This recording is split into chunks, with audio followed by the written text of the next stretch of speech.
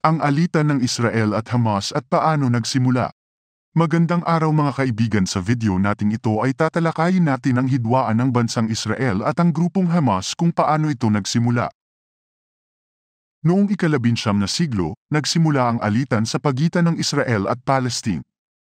Ang mga pangyayaring ito ay nagpapakita kung paano nagsimula ang hidwaan na ito at kung paano ito lumaganap hanggang sa kasalukuyan. Sa unang bahagi ng ika-19 na siglo, naganap ang isang makabuluhang pangyayari sa rehiyon.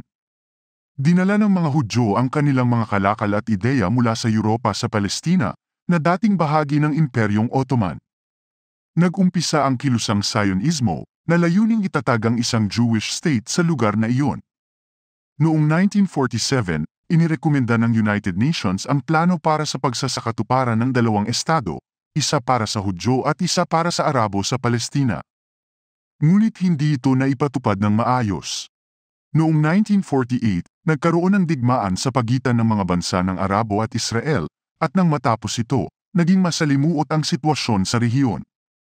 Bumuo ng mga refugee ang mga Palestino, at ang marami sa kanila ay nawalan ng kanilang lupaing ninuno.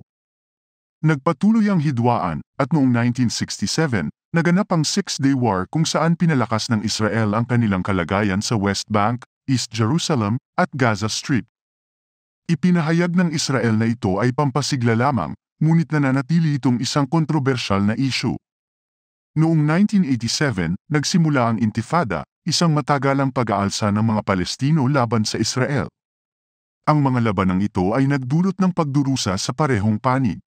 Nagpatuloy ang usaping pangkapayapaan at ang mga pag-atake sa pagitan ng dalawang grupo. Noong 1993, nagkaroon ng kasunduan sa Oslo Peace Accords. Ipinagpatuloy nito ang pag-uusap tungkol sa paglikha ng isang Palestino na estado. Ngunit ang mga usapang ito ay hindi naging magaan at nagpatuloy ang kaguluhan sa rehiyon. Sa paglipas ng mga dekada, nagpatuloy ang mga kaguluhan, pag-atake, at protesta. Ang mga isyu tulad ng mga resettlement ng mga Hudyo sa mga teritoryo ng Palestina at ang pag-aari ng Jerusalem ay nagdulot ng patuloy na hidwaan. Sa kasalukuyan, ang hidwaan sa pagitan ng Israel at Palestine ay patuloy na nagpapatuloy. Nagkaroon na ng mga pag-uusap para sa kapayapaan, ngunit ito ay nagiging masalimuot at napakahirap na solusyonan. Ang mga tao sa rehiyon ay patuloy na nananatili sa gitna ng karahasan, kahirapan, at kawalan ng seguridad.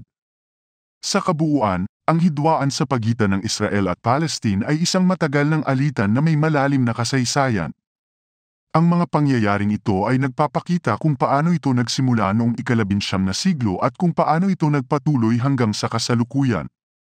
Ang pagtutulungan at pangunawa ang mga mahalagang hakbang para sa isang mas mapayapang kinabukasan sa rehiyon.